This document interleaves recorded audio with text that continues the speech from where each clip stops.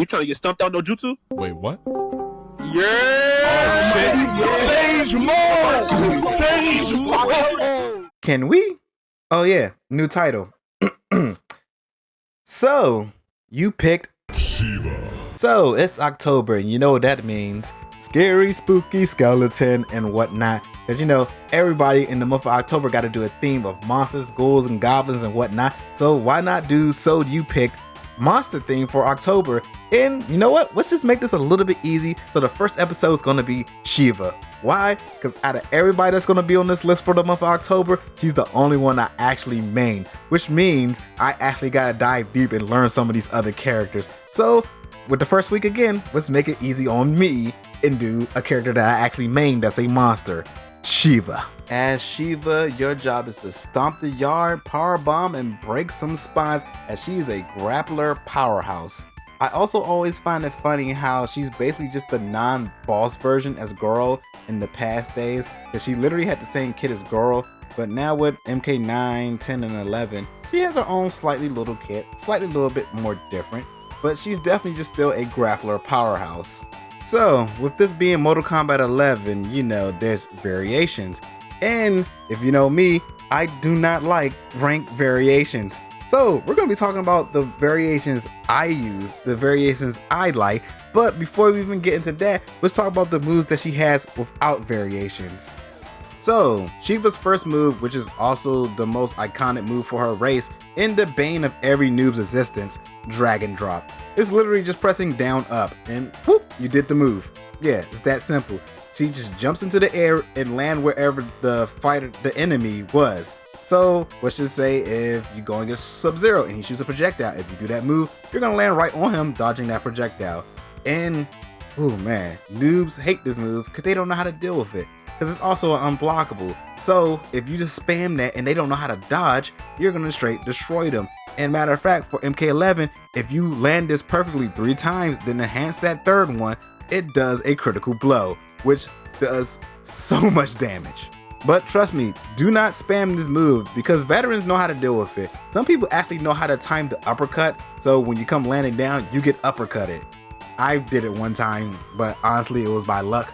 But also, we can easily dodge it. I've dodged this move so many times. But guess what? There's a variant where you can aim the Dragon Drop. Yes, you can either land in front of them or behind them. So if you know the person you're dealing with always backdash out of it, now you can just land behind them, so he's gonna backdash into it. Or you know the person's gonna forward dash a lot. Bam, land in front of him. So yeah, this move is literally guess and pray that you guess right. So sometimes it can be extremely annoying, but I gotta admit that I love doing it, and I'm gonna keep doing it, and I'm gonna keep messing with all these noobs. Stay squished. Bah. So her next move is her fireball, which is just a standard fireball. It is definitely high, so if you want to, you can just easily duck it. But she also has a variant of it called the Dragon Stance, where she gets 4 fireballs, 1 for each hand. So now she can throw 4 at a time, and she can even aim them up for anti-air or down for somebody crouching so you can hit them. I mainly use this after a bleed attack, but we'll get more on that later. And her last basic move, Untamed Fury. It's a grab that's not a grab because it's able to block. It's a pretty good ender, so most of the time you'll see this at the end of her combo. It does a pretty good damage, but again, it's a grab that's not a grab because, again, it can be blocked. Pretty decent. Now for some variation attacks, and my favorite one, Queen's Punishment, which is basically a low grab, even though they keep calling these grabs when you can block them, but a low attack that she grabs you by your ankles and body you a little bit. And if you enhance it, it makes them cause bleed.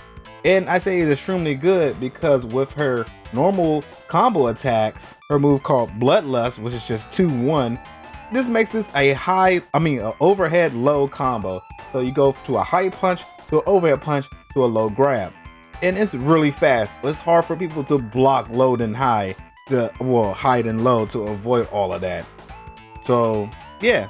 And then again, if you enhance it, they start to bleed. And this is where the dragon stance come in. Because after I make them bleed, I go in the dragon stance and just throw some fireballs. So now they're stuck there bleeding and getting chip damage. It's a pretty good combination. Next up is her snag, which is basically an anti-air grab. She can only grab you if you're out of the air, which goes back into her combo attack, the 2-1 combo, because technically it's a ground bounce, which means they're technically in the air, so you can use this move to continue it. And the best thing about this, if you enhance this move, you can continue the combo, which again, press 2-1, then you go into her Fury or Queen's Punishment to cause them bleed, or again, Fury to do more damage. So mainly do a lot of 2-1 until either Queen's Punishment or the snag. So yeah. And last but not least, I want to talk about a little bit about her wake up game.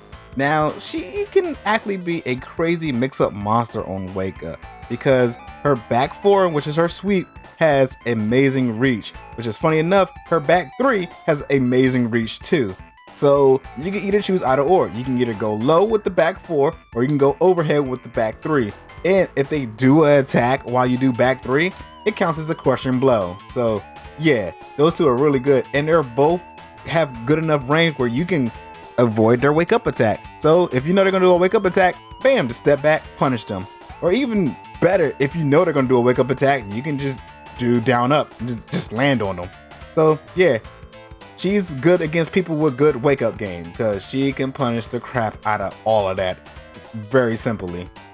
Sheeva is extremely hard hitting, and she has to be because she barely has any combos. If you don't have snag in your variations, there's a good chance that you're not going to do that many combos because that's the only enhanced move that extends her combos.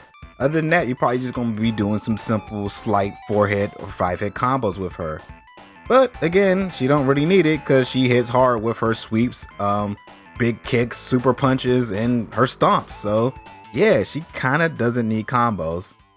All in all, fighting Sheeva makes you feel like a grape that just got stepped on. You're gonna let out a little wine. Man, this came out a little bit late than the usual time I come out because I literally just woke up and I said, oh crap, I didn't post a video. Well, hope you enjoyed. Can we change the title to So You Picked? So hope you enjoyed that and notice that all the other ones, thumbnail and title has been changed. See ya.